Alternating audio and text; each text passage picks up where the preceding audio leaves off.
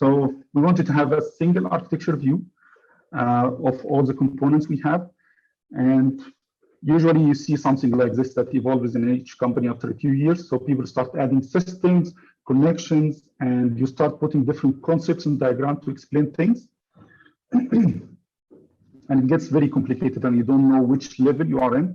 And then it becomes hard to digest from anyone. And then you end up as you don't have any diagram. So we built the C4 model. And the idea behind C4 model is that you can zoom in and out into different systems. So you start with drawing a context diagram, which maps your system, your domain, your capability. And then you zoom into this capability and try to break it down into a container diagram, where you put all the systems that constructs your capability or your domain or context.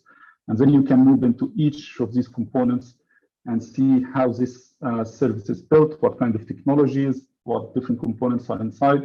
And then you can do an extra level and go through the code and map all your modules inside the code to understand it better. The minimum for C4 model is to draw the first 3 diagrams. The fourth one is optional. It depends on your need for the team, but the 3 first ones are very crucial to transfer the knowledge and understand the systems you have. This is an example of a C4 model. So this is an internet banking system. You can see here that you have one actor, which is a personal customer of the bank, and this system interacts with 2 external services. So this is a context diagram. It just explains the capability you have, which is the internet banking system, who are the actors, and what kind of external services it deals with. This is kind of important because it's not very technical. You can show this to a product owner, to business people, to marketing, and they will understand it. And it's not hard to explain. And then you go to the next level, which is the container diagram, and you zoom into the internet banking system. So the internet banking system consists of 2 mobile application, a website, and a web application, and then you have an API and database. So all these 5 components constructs your internet banking system. And you can see that you still have the same 3 actors you had in the beginning. So you have the customer, you have the email system, and a map frame. So you just zoomed into the internet banking system. You didn't write anything new. And then you zoom into one of the applications. So that's the API application. And the API application contains different controllers and modules, which interact still with the 3 systems you used before, and also the database. So you zoom the next level into these systems. And then,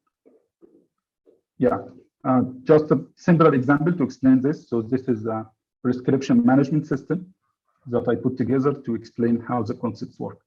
So for example, we have this system. We have a doctor that creates a prescription.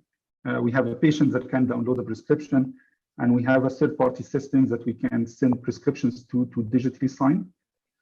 And if you look here, you will find something that I like to keep track of in my drawing sessions, which is the number of the lines. So here you can see that we have 3 lines.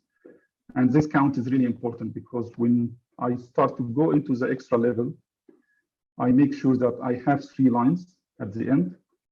And that means that all the communications that are going into the system are still mapped, and I know where they're going and what kind of actions they do. So this is the next level, for example, the prescription management service. Now I zoomed into it, and I have 3 services that construct it. So I have 2 single, So I have 2 single-page applications, and I have an API that serves it. And the doctor goes through the doctor system, for example, and you can see that the C4 gives you more details because you write the technologies, description of the system on each of them. So you have a lot of details in this simple diagram that you can send to any engineer, for example, and they will understand what the system does, how each service communicates with each other.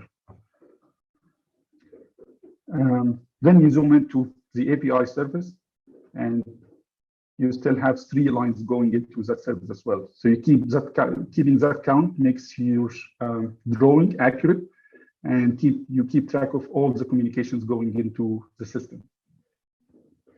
So this is the component level, And this is an alternate view of the original CE4 model. In this level, I'd like to use the infrastructure components instead of just the blue boxes, because it gives you an additional level of details that you don't have to describe. And it's easy to communicate this with different teams, like infrastructure or DevOps, because they can digest this easily and understand it.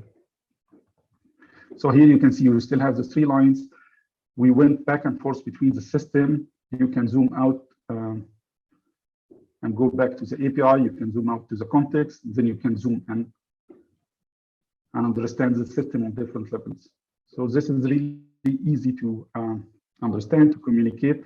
And you can have a single architectural view where you have the big context, and then you can zoom into each area. It's similar to Google Map, for example. You see the globe, and then you zoom into a continent, into a country, and then you can zoom out and go into a different country and see the details of the map.